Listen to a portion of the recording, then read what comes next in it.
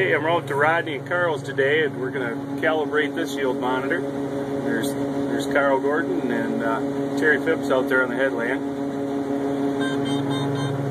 Hopefully I don't run this over. We'll get some footage here from Carl and Rodney's combine today. Well, we got some real beautiful wheat here. Can't even hardly see between the rows.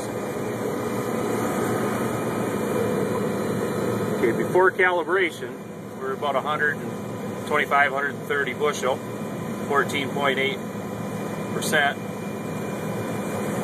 But like I say, right now we're gonna calibrate, and all the calibration's done here in the command center. And I'll try to show you the steps on the next time we calibrate, because we'll calibrate this at least twice, if not 3 times. Just another gorgeous, beautiful, what is it, probably 95 degrees outside today? All of 95. Just hotter than the dickens out there.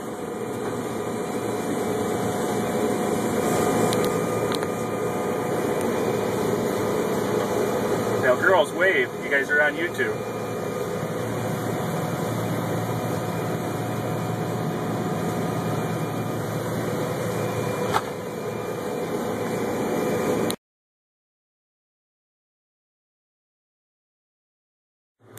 Okay, I promised I'd show you how to calibrate this. On the command center, you go over to diagnostics and calibration, and you hit check, and you hit check again, and we want to look for yield. We click on yield. Okay, then you hit the arrow forward, and here you got the option of punching in a calibration factor.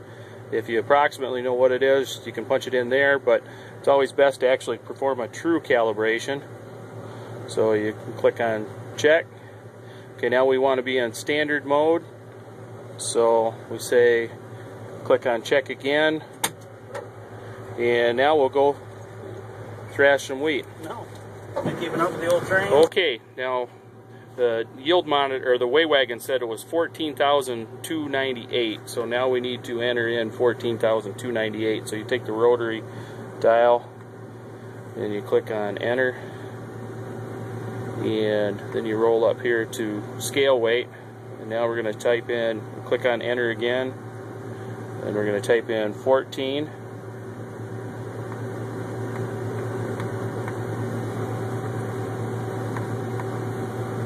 To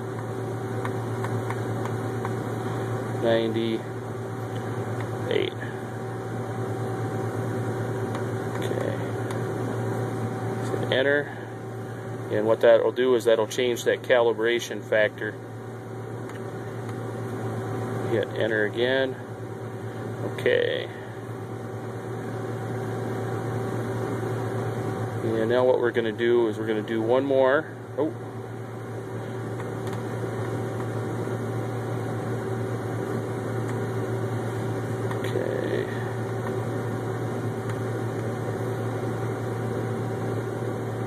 Okay, this time we're going to do a low flow one.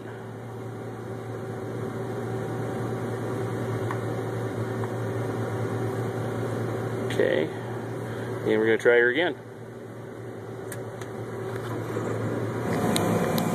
Okay, we're trying to make this come out right here. So we had the 2 passes where we stopped because we had more than what my weigh wagon would hold. So if the auto steer does its job, this thing will come right out.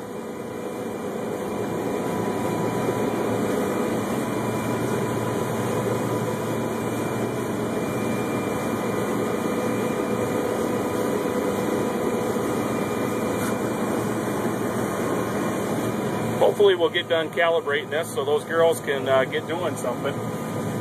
They're looking kind of bored over there.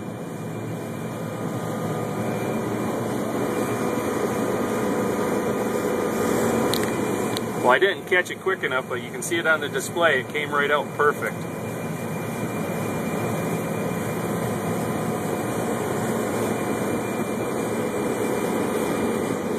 Now yesterday I went down to Ag Expo, And Rodney's telling me here that over by Seaboing there's quite a bit of corn that's rolled right up tight, needing some more rain. Crops around here, we've been lucky to get 1/10 of an inch of rain with the last couple of storms it's gone through. And that's been pretty hit and miss on whether anybody's got any rain. This late planted corn, our first planted, is just starting to tassel right now. And with all this heat right during tasseling and silking, it isn't going to be good on it. So I don't think we're out of the woods on this heat for at least a month. By the time we get all that late planted corn through pollination.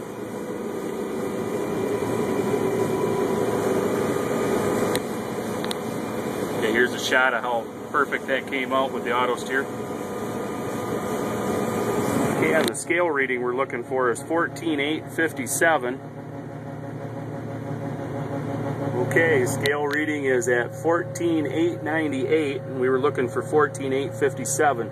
So we're pretty darn close with it now.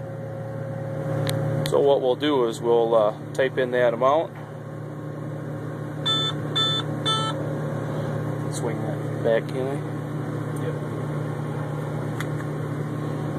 Okay. You gotta be patient here. Auger's out.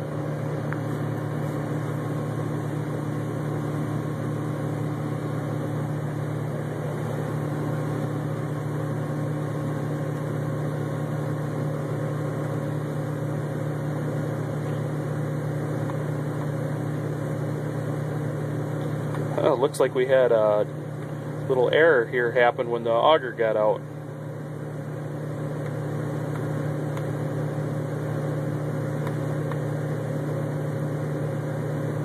Okay, I guess it's not going to be able to take it, so okay, we just experienced a computer error. Thanks, John Deere. Well, that's a wrap on calibration. Finishing up Rodney and Carl today. Shot of Rodney, Dennis.